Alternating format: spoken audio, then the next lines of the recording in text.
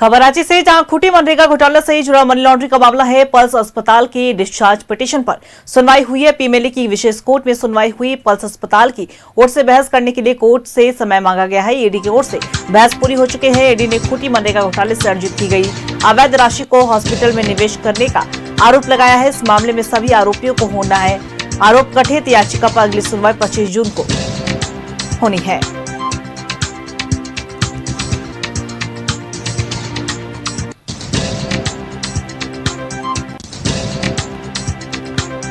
बड़ी खबर हम आपको बता रहे हैं। देखिए, खूंटी मनरेगा घोटाला से जुड़ा मनी लॉन्ड्रिंग का ये पूरा मामला है। बता दें आपको कि पल्स अस्पताल के डिस्चार्ज पिटीशन पर सुनवाई हुई है। पीएमएलए की विशेष कोर्ट में सुनवाई हुई। पल्स अस्पताल की ओर से बहस करने के लिए कोर्ट से समय मांगा गया है। ईडी की ओर से बहस पूरी हो चुकी है। ईडी ने खूंटी मनरेगा घोटाले से अर्जित की गई अवैध राशि को हॉस्पिटल में निवेश करने का आरोप लगाया है। वहीं इस मामले में सभी आरोपियों को ऊपर आरोप गठित होना है। वहीं 25 जून को पूरे मामले की अगली सुनवाई होगी।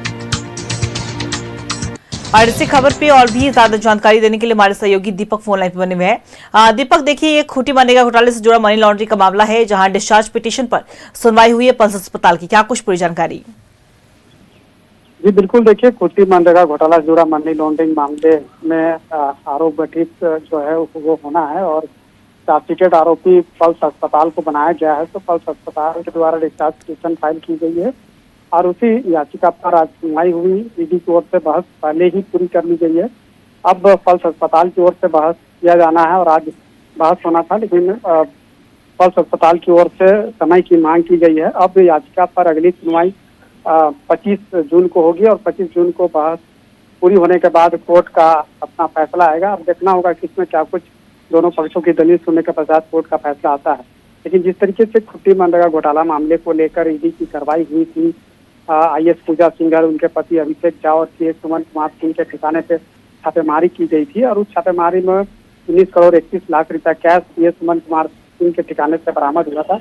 और उसके बाद पूछताछ के लिए पूजा सिंघल को बुलाया गया था और उसके बाद गिरफ्तारी की गई थी। हालांकि 28 माह बाद जमानत पर वो जेल से बाहर आई।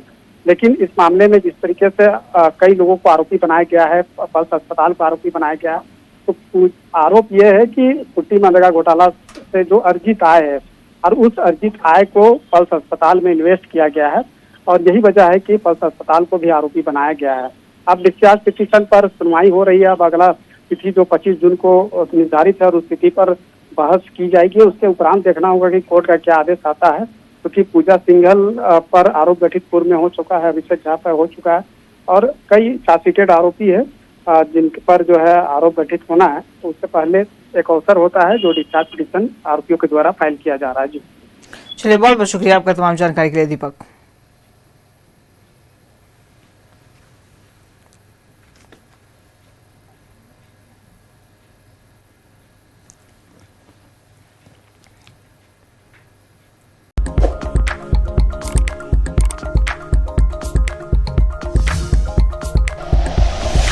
Like and share videos, subscribe करें हमारा चैनल और प्रेस करें बेल आइकॉन। न्यूज़ 11 भारत, सच है तो दिखेगा।